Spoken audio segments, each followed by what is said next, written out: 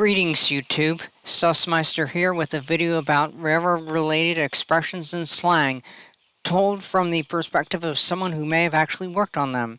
So let us begin. What do I know about railroads? Well, I guess you could say in most respects I'm an old hand.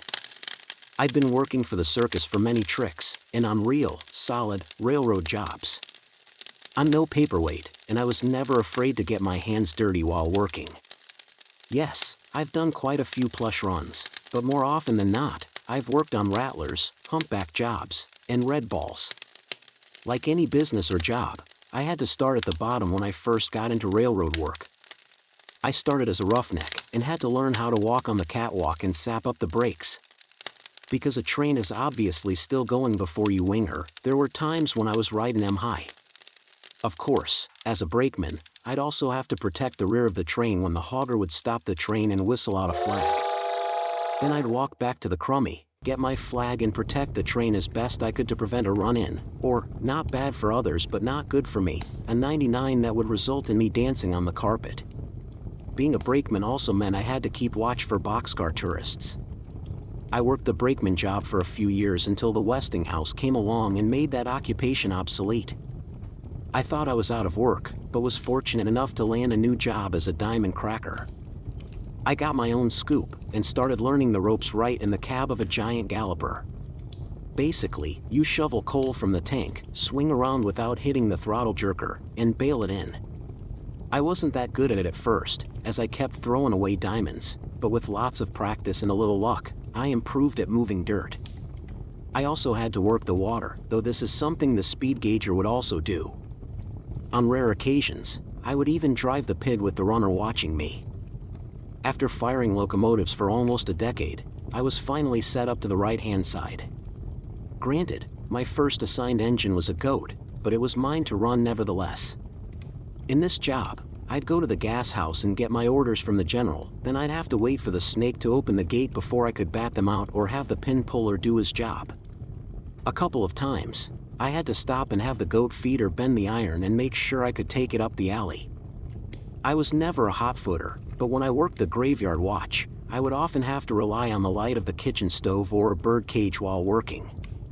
If I finished at night, I would walk through the strawberry patch and either go to the greasy spoon to get some torpedoes or to the red onion and pound my ears. At long last, I got my own big, beautiful calliope.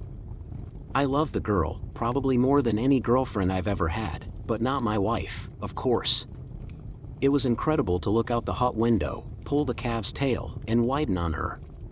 Being a good employee who had memorized the company Bible, I would slow down at a runt and stop fully at a red board, but once I got a green eye, I'd be ready to wrap the stack and drop her in the corner. I didn't want to be a glory hunter, as I preferred my trains not end up on the ground, but I quite often got them in on the advertised, so my crews gave me the nickname of Highball Artist. Now, I'd be lying if I said I wasn't ever laid out, and there were times I had to shake the train when there was something fouling the line.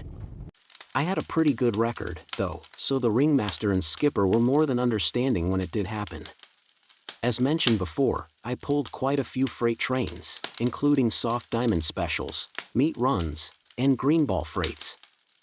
These last two often meant I had to pull freezers and get them to the depot before the food spoiled, but I was lucky not to walk the dog enough to get any brownies.